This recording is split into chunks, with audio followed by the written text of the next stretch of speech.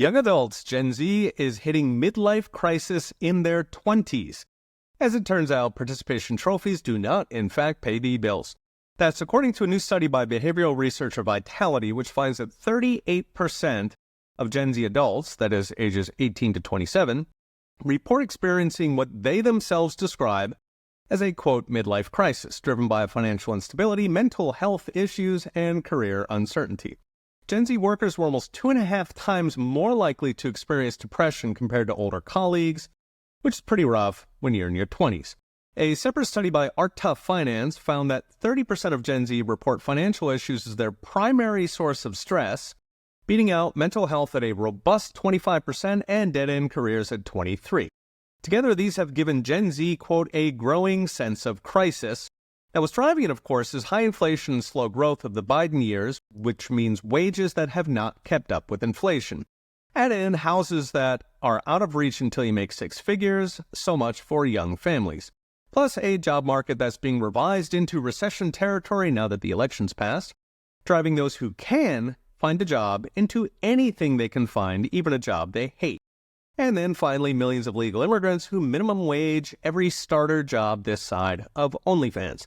Gen Z's response is increasingly self-destructive, soaring so-called doom spending, where they splurge on trips to the Caribbean or $300 shoes, which does dull the pain today, but pretty much ends any dream of owning a house or starting a family.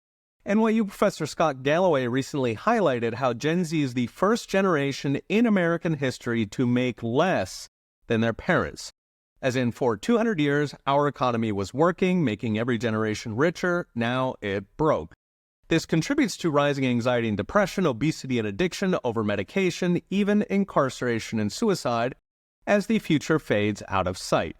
The Population Reference Bureau found the suicide rate among Gen Z women and girls is almost twice what it was for Gen X. As for men, one study found 1 in 3 Gen Z men have not had sex in the past year as they withdraw into a cocoon of gaming and Reddit. Cause and effect being what it is, just 27% of 30 to 34-year-olds have kids compared to 60% in 1990.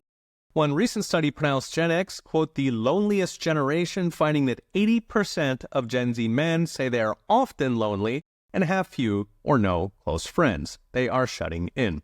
So what's next? Brought to you by Unchained.com. We raised an entire generation in an education system that prioritized obedience and self-esteem over excellence, hard work, and grit. Then we dumped them into a failing economy that is deeply unforgiving of the soft. Raising the next generation will take root and branch reform of government schools, ideally simply replacing them with vouchers. As for the generation we've got, the best medicine is jobs that are plentiful and that pay enough to actually build a future. It's going to be a long road, and voters will have to demand reforms on both education and economy. Government will not fix itself. Happily, we know how to fix it. Our economy worked for 200 years, and our schools didn't used to be this bad. But like all government reform, it will be trench warfare. Read the rest at profsatange.com. Okay, we'll be watching. See you next time.